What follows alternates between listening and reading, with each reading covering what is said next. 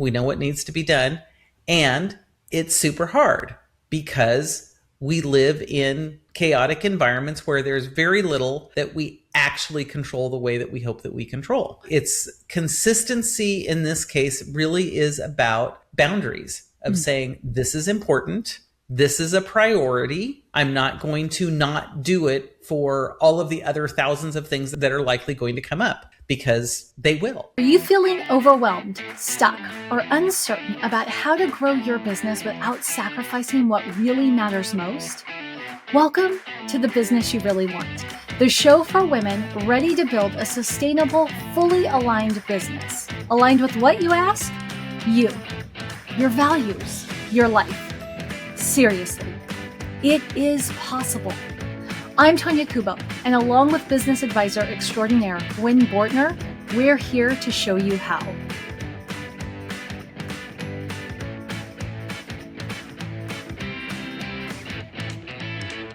What if the reason your accountability system isn't working has nothing to do with your team or what you're doing or what you're tracking, but instead has to do with the consistency in which you're approaching it? So we're kicking off a 3-part series where we are unpacking what makes up accountability, what makes it work, and what makes it doesn't. And today, Gwen is going to talk about why consistency is both the easiest thing to understand when it comes to accountability, and yet probably the hardest to maintain. So if you find that your check-ins are starting strong but fade over time, this is the one for you.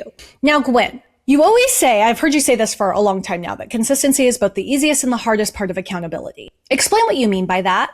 Well, it's the easiest because it is the simplest thing to understand. Like, who doesn't understand the word consistent? Right? Now, there's Fair. lots of definitions of consistent, like how often are we doing it? But we know what consistent means. So it's simple from that standpoint, which I think is why it's the easiest, because it's not like there's, something that we need to learn or that we need to figure out or that we need to study. It's something that we intuitively get right off the bat. So thus the easiest. And the hardest, because as humans, most of us are naturally chaotic to some degree or another.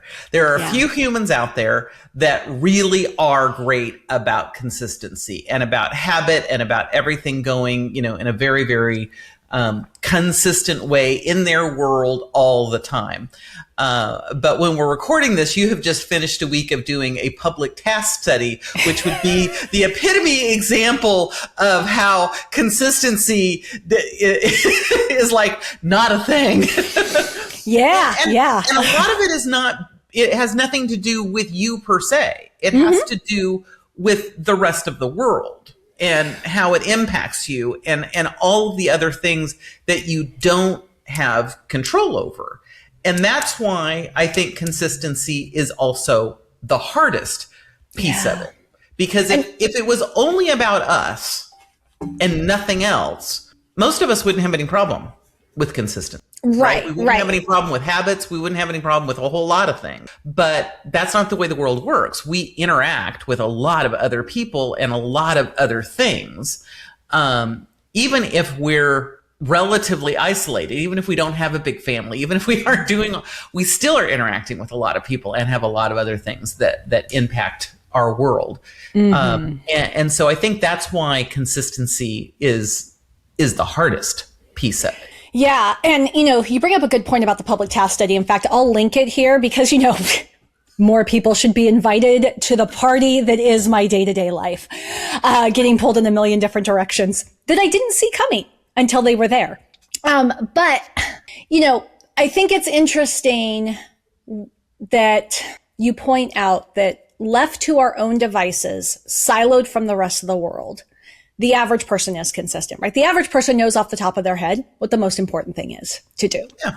And, the average person can stick with it. by the end of the day. Maybe not the order that they thought they would or anything like that. But then it's all the external forces that start pinging that force that mental reprioritization that goes throughout the day. And, something that you and me have both noticed over time. And actually, you're the person who said it best, right? Where things fall off and once feels like an interruption.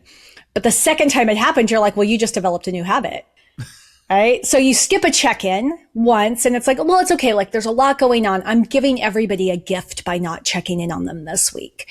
Right. But then the next week it happens and suddenly it is easier for you to skip check-ins because that's your new habit. And it's easier for your people to assume you're not going to check in because now it's their habit. It's their habit as well. Right. And though the first week it was a gift of time.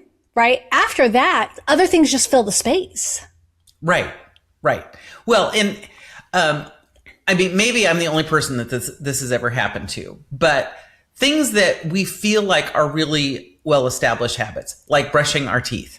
I can't remember what the interrupt was, but there was something, and this was years ago, where I had a little change in my routine, and I was like, it was 3 a.m. in the morning, where I kind of rolled over in bed and it was like, oh crap, I didn't brush my teeth tonight. I mean, it was just, and of course not brushing your teeth one night is not going to be the end of the universe. Yeah. Right.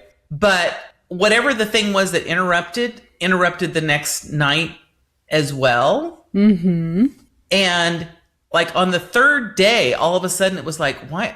It was like, oh my God. And then I had already lost track that I wasn't brushing my teeth. I mean, like it took no time at all for me to lose a habit that I'd had for decades. Right. And so, for things that are that ingrained, to be able to lose them that quickly, imagine the things that aren't nearly as ingrained. Yeah. Right. Yeah. How easy it is to lose track of it. And so the consistency piece is the easiest and the hardest, but what's more important is, why does it matter? Why does that consistency piece matter? Because that's the thing I think most people don't realize is how important that element is to the value of a real strong and effective accountability system. Okay, so tell us, why does it matter? So I think the bigger issue here is about making sure that everyone is playing along, right? And so this is one of the few places where you really do get a prize for participation. Because if you aren't participating, what happens is it very quickly becomes they're not interested. And accountability is about a two-way conversation. So both parties have to be committed to showing up and participating. And my experience is the party most likely to stop participating first is the person holding others accountable. It's the leader. It's the leader. It's the leader. Because of using the type of thing that you had. There's a whole lot going on. I'm just going to give them a little time back this week. Right? And what this is it's really an excuse. Right. It sounds like a gift, but it's really an excuse for yourself. Right? And not owning it for what it is. And the reality is when you have that excuse, it's easy to make that excuse another time and another time and another time.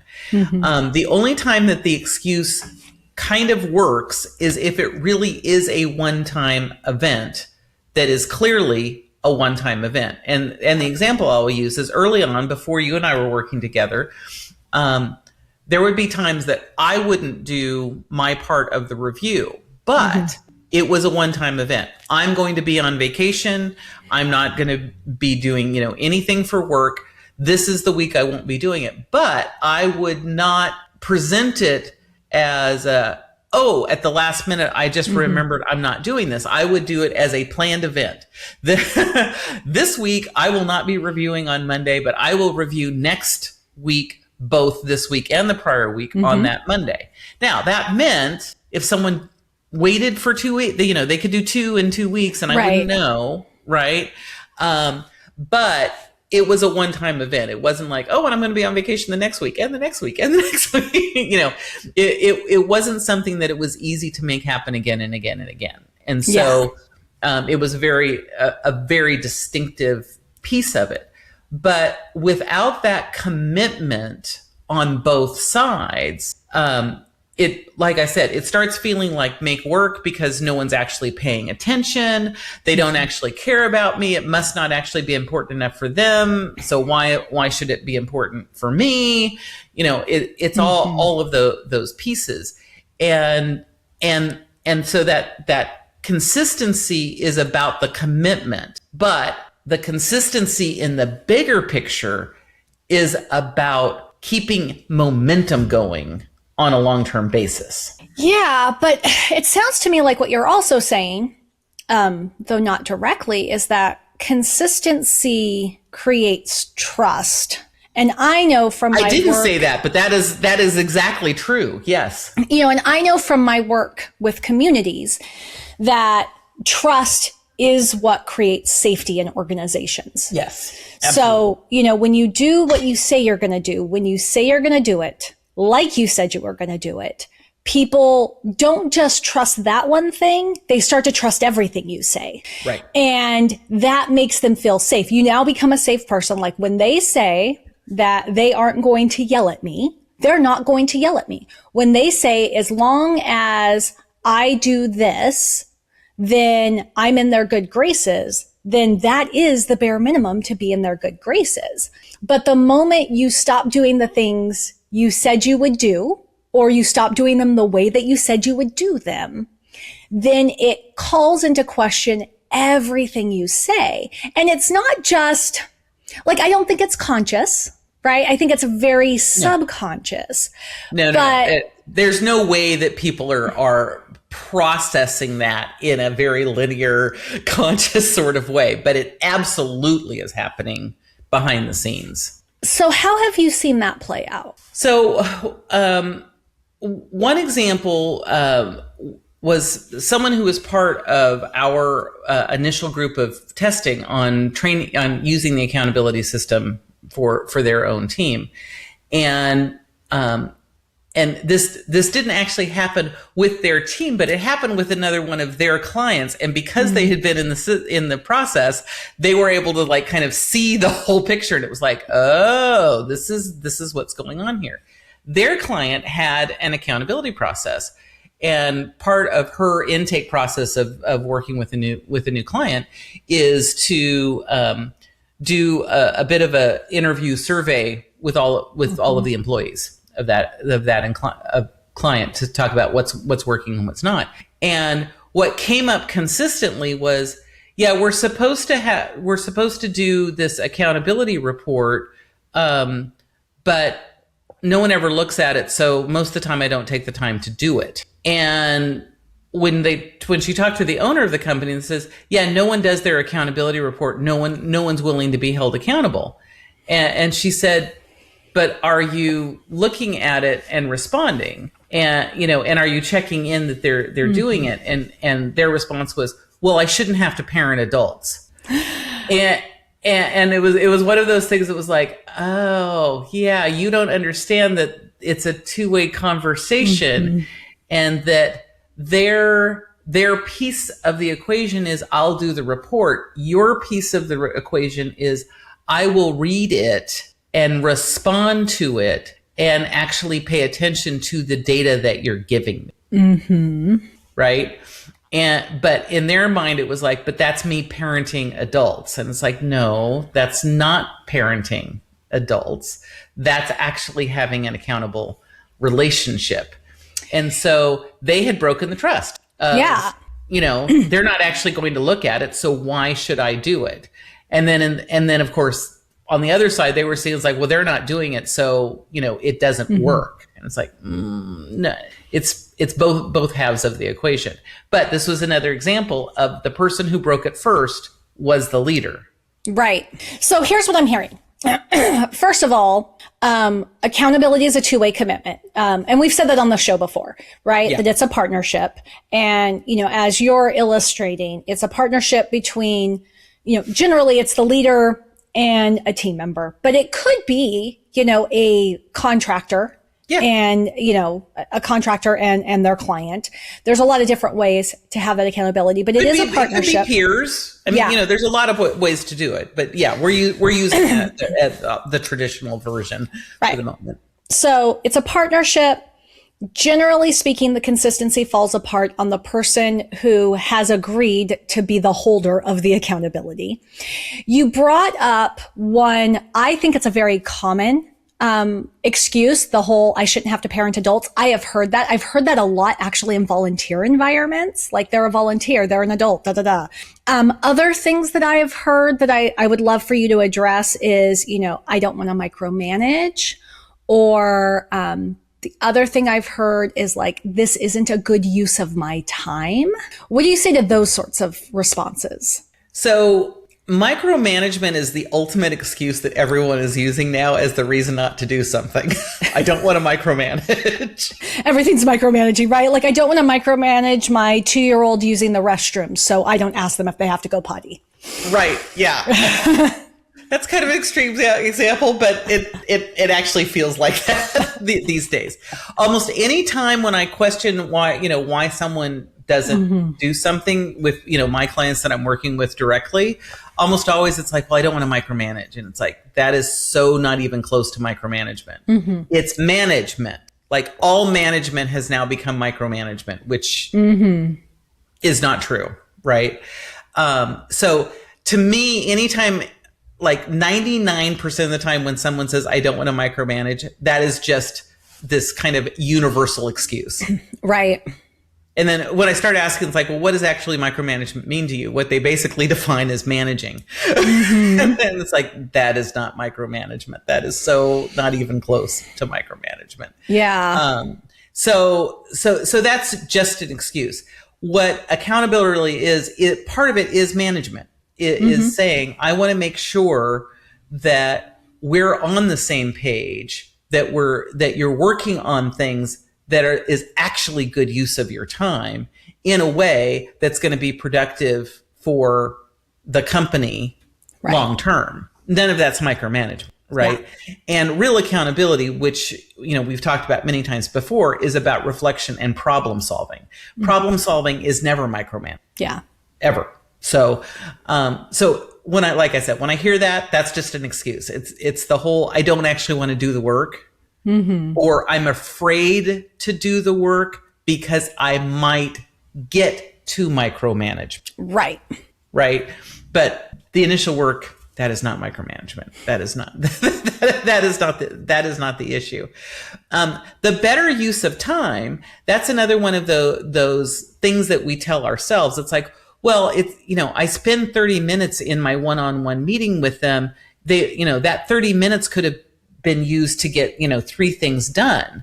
And the thing is, most people will use that 30 minutes to do 3 of what I'm going to, loosely term the wrong things. Right? Where what we're really doing with accountability is making sure that we're focusing on the right things at the right time in the right order, and not spinning our wheels when there's a solution that together you and I can figure out, and we can move forward and keep making progress. And so it's like, truly is that 30 minutes better used? Probably not. Probably not. Now, if it's 2 hours, yeah, probably. But that's part of, if it's done well, real accountability doesn't take that long. Right. And that's the other thing. Focused. Yeah. It's like, if it's taking you an inordinate amount of time, you might be doing it wrong. So we have, accountability involves a two-way partnership, and that's part of what makes this consistency piece difficult. The leader is typically the one who breaks the consistency. That level of inconsistency erodes trust. And when there's not trust, then we don't have that perception of safety in our work environments. Some other things that I've heard you say that I would in this conversation is, when the leader starts canceling things, whether it's the check-in or they just, whether it's a one-on-one meeting, I should say, or it's some kind of asynchronous check-in, what they're silently communicating is their priorities. Like, this is no longer a priority. Yeah. And I think of, I worked in an environment where all new employees got a weekly one-on-one with the team lead for 3 months. But then your one-on-ones went down to monthly, because the assumption is once you weren't a new employee, you didn't need that frequent touch point anymore. But it was really abrupt to go from having a weekly check-in to now a monthly check-in, even when you knew it was coming. And it was like, oh, okay, so I'm no longer the big priority. There are other priorities now. And that's probably not the best example of the case, right? But I think everybody has had that experience where they used to have consistent, frequent contact with an individual, and then the consistency falls off. Well, and another version of that is where they say, oh, I need to reschedule. So it's not even that I'm canceling, but I'm rescheduling. Mm-hmm. And what it's saying is, whatever just bumped you was more important than you. Right. Right. Now, that can be true, but that can't be true all the time. Mm-hmm. Right. So where I'm saying it can be true is, if you work in a larger organization and, the CEO who almost never talks to you is saying, I need to have a meeting with you. You probably can't say, I already have another commitment with one of my employees, unless that is part of the culture of the organization. Yeah. And then you can say, I've already got a one-on-one scheduled at that point. Is there any way we can find a slightly different time so I don't have to reschedule that? Right. And sometimes it's like, okay, so 3 people are coming out, there's 3 different organizations coming out of town. This is the only time everyone can meet. Okay, so that's a one-off. But if you're rescheduling all the time, that means most everything is more important than this. Right. Meeting. Yeah. Right. And so that's back to the trust level of, where am I on your importance meter? Right. Right. And your direct reports should be really important to you because they're the ones that are getting the work done within your organization. And so part of it is having enough boundaries to also say, no, I can't have a meeting then. I already have a meeting. Right. Right. Yeah. And so that's part of creating that consistency for it. So, okay. So I think we have done a great job of explaining why consistency is the most important aspect of accountability, and how if you don't have consistency, any accountability system's going to break down. But why do you think, I think part of the consistency problem also has to do with the systems that we use. So why do you think the consistency piece of most accountability systems collapse? Like what makes us inconsistent? So, well, the main thing is where we started at is life happens. Things that are outside of our control happen.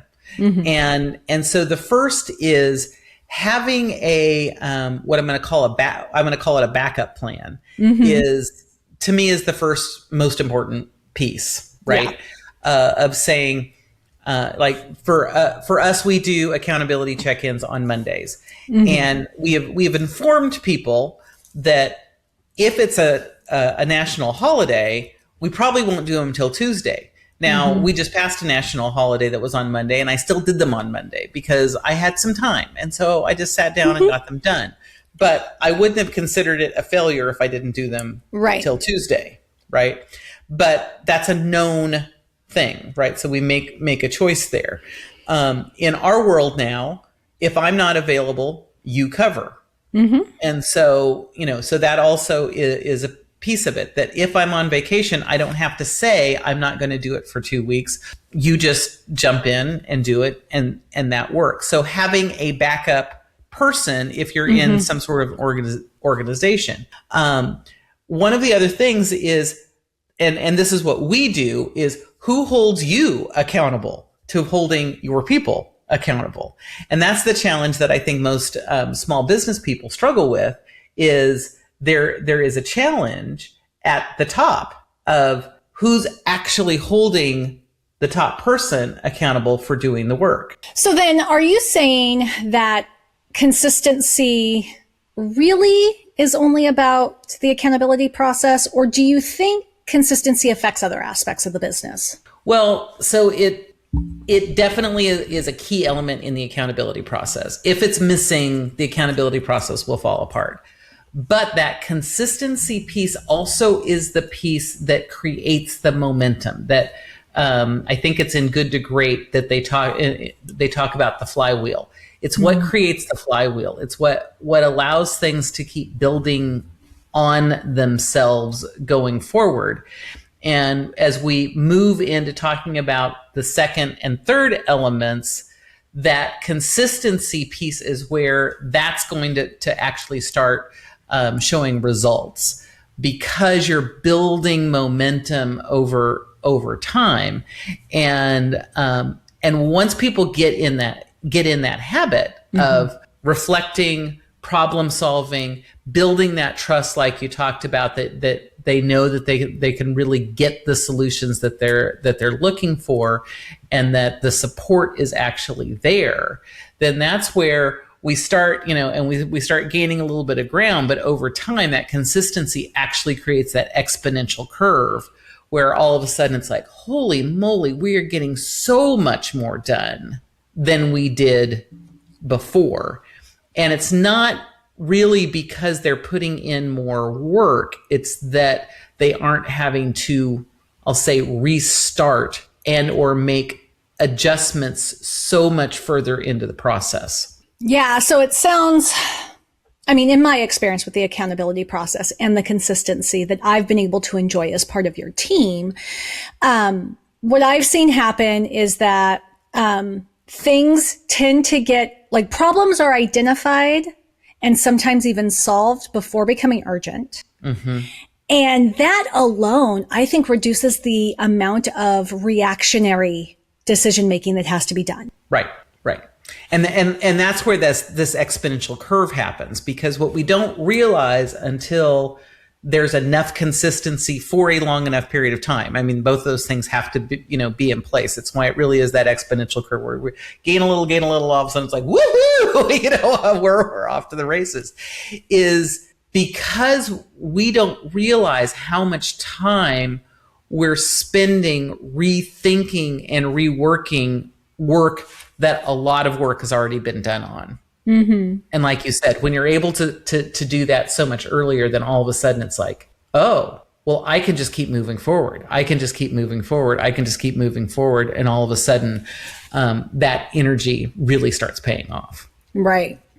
Okay. So anything else on this topic of consistency that you think is important to address before we close the episode, but also before we move on to the other aspects of the series? No, I really think, that consistency piece, like I said, like we said at the beginning, it is the simplest to understand. Mm-hmm. There's nothing, there's nothing difficult or magical about it. We know what needs to be done. It's technically easy because we know what needs to be done, and it's super hard because we live in chaotic environments where there's very little that we actually control the way that we hope that we control. And so it's consistency in this case really is about boundaries of saying, this is important. This is a priority. I'm not going to not do it for all of the other thousands of things that are likely going to come up, because they will. Mm-hmm. That's just the reality. And so it really is about saying, nope, this has to be the thing. And like all things, you will fall off the horse at some point. And the trick is to not let that be the thing that just keeps you on the ground, but instead say, okay, totally failed it this week. Next week, I'm back in. And I'm doing the thing, and not allow the one false step that will happen from time to time, because I assure you it will. It happens to all of us from time to time. And get back on it and do it again, because a little inconsistency from time to time will not erode trust and will not, it won't do any of those things. In a particular incident, it is the consistency of the inconsistency that actually erodes the trust. So, yeah. Well, and I think this episode stands really well on its own, because I think anybody could walk away from this episode right now and say, you know what, I'm just going to commit to doing what I say I do, the way I say I'll do it, when I say I will do it, and instantly see a huge improvement in both personal and their professional lives. But I really would encourage you to come back to our next episode, because the next episode, I think, touches on the sustainability piece and the effectiveness piece better than anything else. Because the next episode, we're going to talk about focus and why a big part of effective accountability is not that you are paying attention to everything, but paying attention to the right things. So make sure to join us for that.